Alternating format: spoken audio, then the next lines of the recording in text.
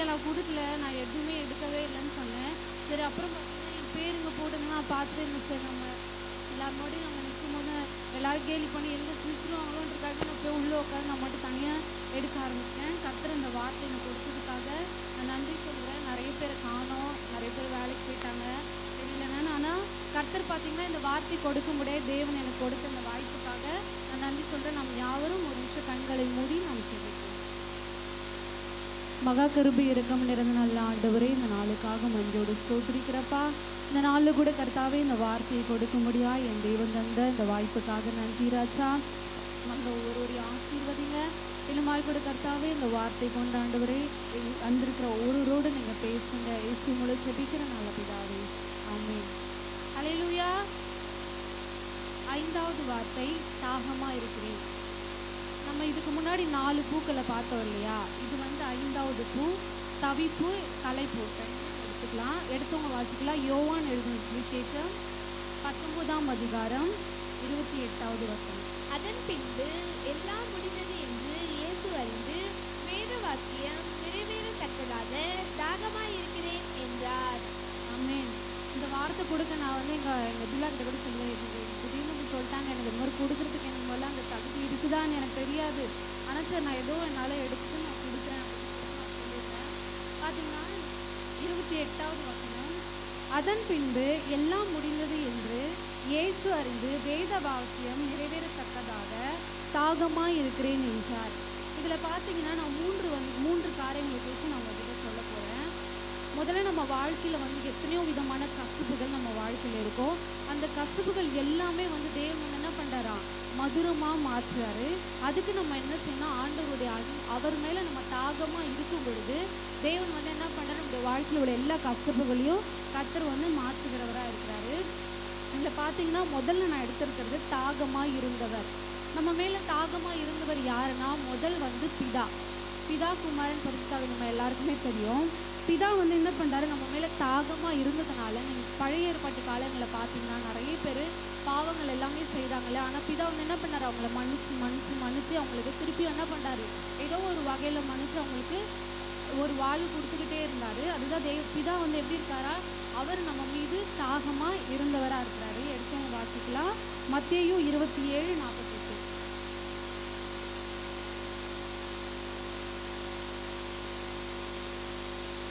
படிங்க.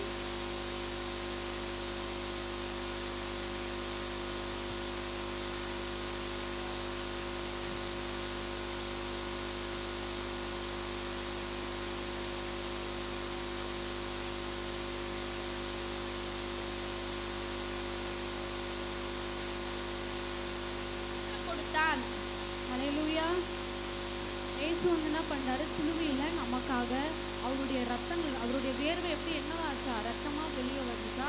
அந்த நேரத்தில் தான் அவர் என்ன சொல்கிறாரு, நான் என்ன பண்ணுறேன், தாகமாக இருக்கிறேன் அப்படின்னு சொல்கிறாரு. அப்படி சொல்லும்போது பார்த்தீங்கன்னா அங்கே உள்ளவங்களாம் என்ன பண்ணுறாங்க, கொஞ்சம் பேர் அவர் அடுத்த வசனம் வாசிங்கன்னா அவங்களுக்கு தெரியும். 49 வாசிங்க. மற்றவர்களோ பொறு, எலியா இவனை ரட்சிக்க வருவானோ பார்ப்போம் என்றார்கள். ஆமென். அவர் இந்த மாதிரி களைப்பாக இருக்கும்போது என்ன பண்ணுறாங்க, ஒரு கடற்காலங்களில் தண்ணீர் தோய்த்து அவருக்கு கொடுத்தது மட்டும் இல்லை, கொஞ்ச நேரம் அவங்க அவரே என்ன பண்ணிட்டு அவரை ரட்சித்து கொள்ளுக்குன்னு சொல்லி எல்லாரும் அவரை என்ன பண்ணுறாங்க, கேலி பண்ணுறாங்க. ஆனாலும் ஏசு என்ன பண்ண, அந்த இடத்துல அவர் எதுவுமே பேசலை. அதில் நம்ம வாசிச்சோன்னா சங்கீதங்களின் புஸ்தகம் 63:1.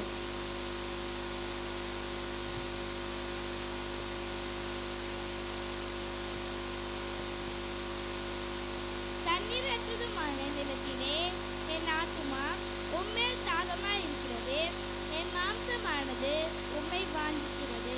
அல்லேலூயா, அல்லேலூயா.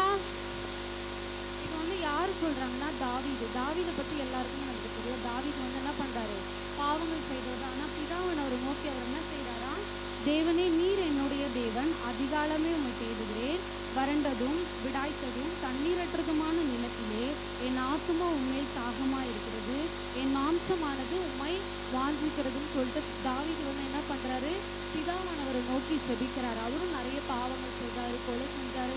ஆனால் ஆண்டவர் என்ன பண்ணாரு, அவரை மன்னிச்சு அவரையும் என்ன பண்ண ஒரு ராஜஸ்தானத்தில் அவரை உட்கார வைக்கிறாரு. அதில் நம்ம எடுத்தவங்க வாசிக்கலாம். சங்கீதங்களின் புஸ்தகம் 143:6.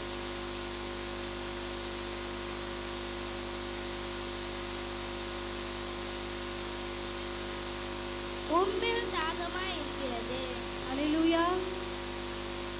என் கைகளை உமக்கு நேராக விரிக்கிறேன், வறண்ட நிலத்தைப் போல் என் ஆத்துமா உண்மையில் தாகமா இருக்கிறது.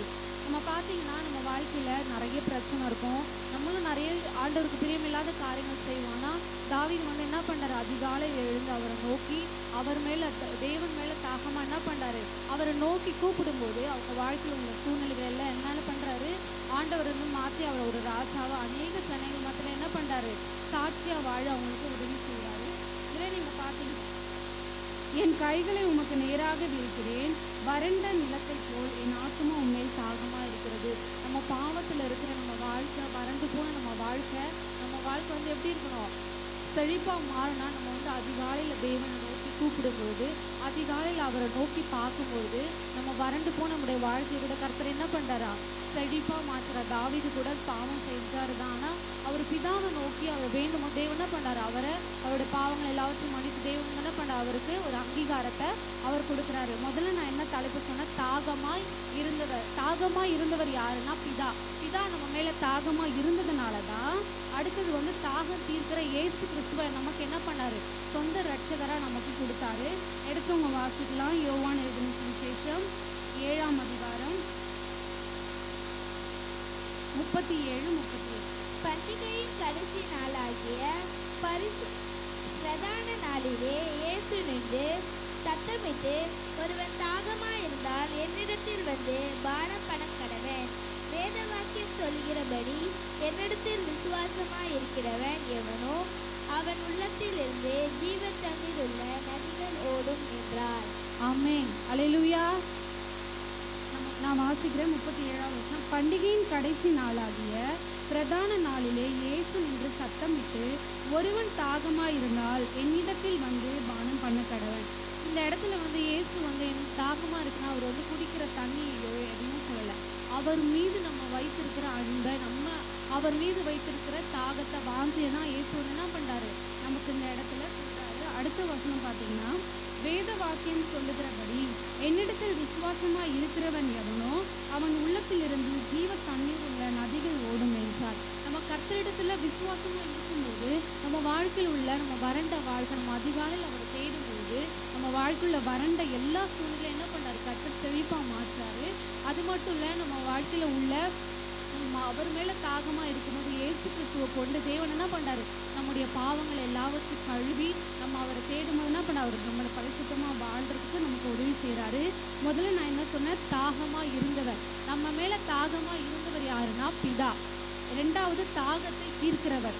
பிதா நம்ம மேல தாகமா இருந்ததுனால மட்டும்தான் தாகத்தை தீர்க்கிறவராகிய இயேசு கிறிஸ்துவை நமக்கு என்ன பண்ணாரு, சொந்த ரட்சகரை அவரை நமக்கு கொடுத்தாரு. இயேசு வந்து நம்முடைய பாவங்களுக்காக, நம்முடைய அக்கிரமங்களுக்காக என்ன பண்ணாரு, இயேசு சிலுவையில அறையப்பட்டாரு.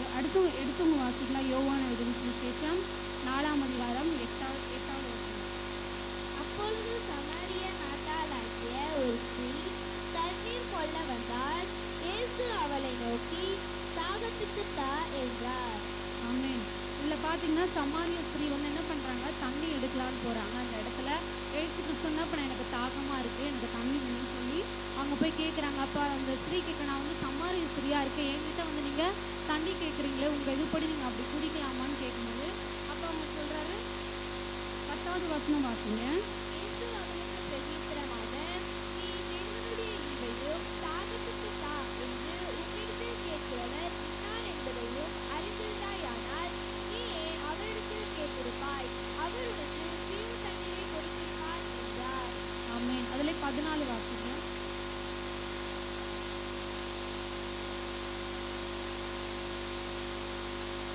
நான் அவனுக்கு கொடுக்கும் தண்ணீர் அவனுக்குள்ளே நித்திய ஜீவ காலமாய் ஊறுகிற நீரூற்றாய் இருக்கும் என்றார். ஆமென். இல்லை பார்த்தீங்கன்னா இந்த சமாரிய ஸ்திரீ வந்து இயேசுகிட்ட சொல்லுங்க, அப்போ இயேசு சொல்கிறாரு, நான் யாரும் தெரிஞ்சுதான் என்ன பண்ண மாட்டேன், இந்த கேள்வி திருப்பி என்கிட்ட நீ கேட்டே இருக்க மாட்டேன் அப்படின்னு சொல்கிறாரு. அவளும் ஒரு பாவியான ஒரு ஸ்திரீயான ஆண்டவரை வந்து அவள் அறிஞ்சதுக்கப்புறம் என்ன பண்ணுறா, ஆண்டவருக்கு வந்து அவள் தண்ணீர் கொடுக்குறான்னா அவகிட்ட எதுவும் இல்லைனாலும் இயேசு வந்து சொல்கிறாரு, நானாவது என்ன பண்ணுறேன், இந்த நார்மலான தண்ணி தான் எனக்கு கொடுக்குற. இயேசு வந்து நம்முடைய பாவங்களை தீர்க்கிற, நம்மளுடைய வாஞ்சைகளை தீர்க்கிற ஜீவனுள்ள தண்ணீரை வந்து என்ன பண்றாரா இயேசு நமக்காக கொடுத்துருக்காரா. அதிலே நம்ம வாசினா வெளிப்படுத்தல் 21:6.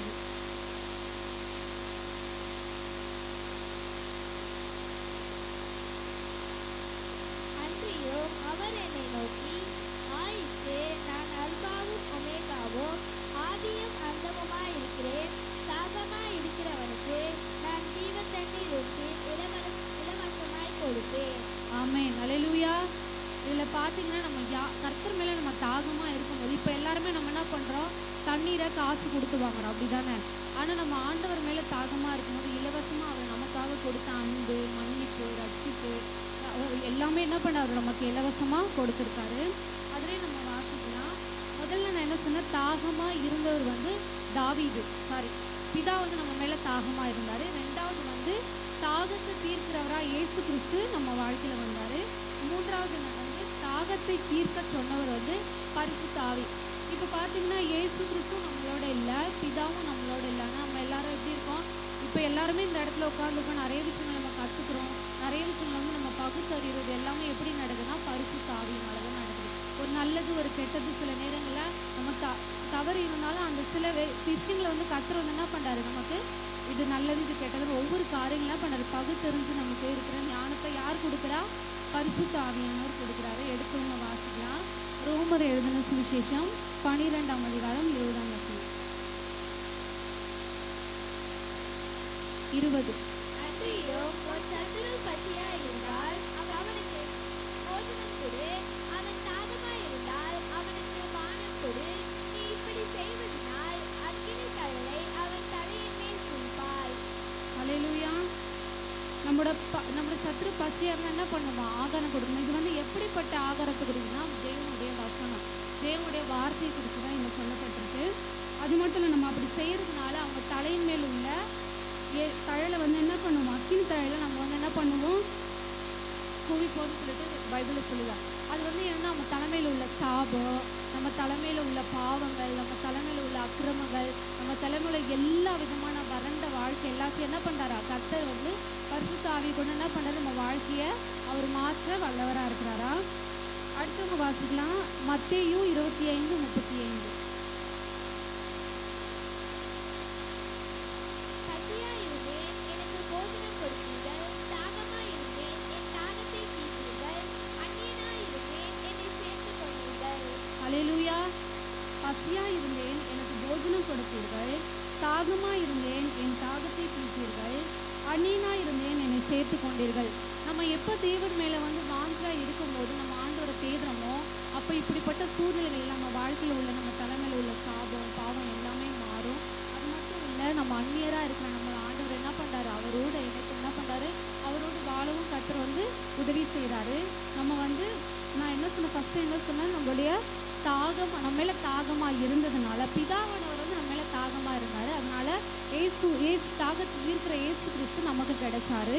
அது மட்டும் இல்லை, அதுலேருந்து நம்ம வெளியே வந்தோம்னா தாகத்தை தீர்க்க சொன்ன பரிசுத்த ஆவியானவர் வந்து என்ன பண்ணுறாரு, நம்மளை பகுத்தறிவோடு என்ன பண்ணுறாரு, வழிநடத்த வல்லவராக இருக்கிறாரு. அது மட்டும் இல்லை, நம்ம பாவம் செய்யும்போது நம்ம இயேசுவை நோக்கி நம்ம எப்போல்லாம் பாவம் செய்கிறோமோ அப்போ வந்து இயேசு வந்து என்ன பண்ணுறாரா, அவருடைய தாகத்தை வந்து நம்ம மேலே அதிகமாகுதான்.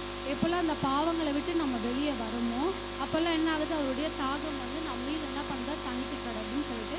அது மாத்திரம் இல்லை, இந்த உலக இன்பம் பணம் பதவி பேர் புகழ் இது எல்லாமே என்னது முக்கியம் இல்லாத ஒரு வாழ்க்கையாக இருக்குது. இது எல்லாத்தையும் நம்ம விட்டுட்டு என்றைக்கு வந்து நம்ம ஆண்டவருடைய அன்பை நம்ம அவர் மேலே தாகமாக அவர் மேலே வாங்கி நம்ம தேட ஆரம்பிக்கிறோமோ அன்றைக்கி தான் என்ன நம்ம வாழ்க்கையில் நிறைய காரியங்கள் வந்து யாருமே இல்லை. நான் நிறைய தூரம் ஆளுங்க சடனாக கிண்டல் பண்ணி சிரிப்பாங்க, அப்போலாம் எனக்கு கஷ்டமாக இருக்கும்.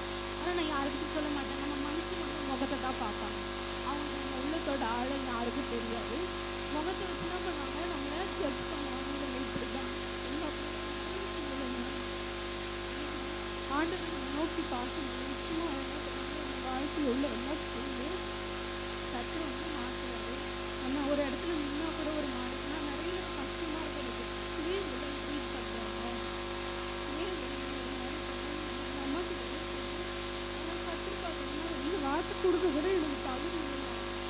அந்த பேர் சொல்லிட்டாங்கன்னா அவங்க உட்காந்து ஒரு மாதிரி கிண்டல் பண்ணி கொடுத்து நம்ம அவங்க உடனே நம்ம எப்படியாவது எனக்கு கொடுக்கணும் இல்லாமல் ஒரு நாள் கேள்வி பண்ணணும்னு சொல்லி கர்த்தர் பார்த்தீங்கன்னா அந்த வார்த்தை கொடுக்கும்போது தேவன் கொடுத்ததுக்காக நான் நன்றி சொல்கிறேன். நான் எப்படி பேசணும் எதுவுமே எனக்கு அது ரொம்ப நாள் ஆயிடுச்சு இந்த வார்த்தைகளெல்லாம் போய். ஆனால் கர்த்தர் பார்த்தீங்கன்னா அந்த வார்த்தையை கொடுக்கறதுக்காக எனக்கு உதவி செஞ்சார். அப்புறம் நான் முக்கியமாக சொல்ல வர்றது என்னன்னா, கர்த்தர் வந்து நமக்கு கொடுத்த பிதாவையும் நம்ம மறக்கக்கூடாது, இயேசுவையும் நம்ம மறக்கக்கூடாது. இது ரெண்டுமே நம்ம வாழ்க்கையில் இருக்கும்போது நிச்சயமாக பரிசுத்த ஆவியானவர் நம்மளை எப்படி நடத்தணும் எல்லா விதம் என்ன பண்ணுவார், கர்த்தர் நம்மளை வழிநடத்துவார். அது மட்டும் இல்லை, கஷ்டப்பான நம்ம வாழ்க்கையில் எதுவுமே இல்லைன்னு நம்ம சொல்லலாம். ஆனால் கர்த்தர் நம்மளோட இருக்கும்போது எல்லாமே ஒரு நாள் மாறுன்ற நம்பிக்கை, ஒரு விசுவாசம் நம்ம கூட இருந்துச்சுன்னா நிச்சயமாக நம்ம வாழ்க்கை மாறி கற்றுக்காமே இந்த வார்த்தைகள் எல்லாவற்றையும்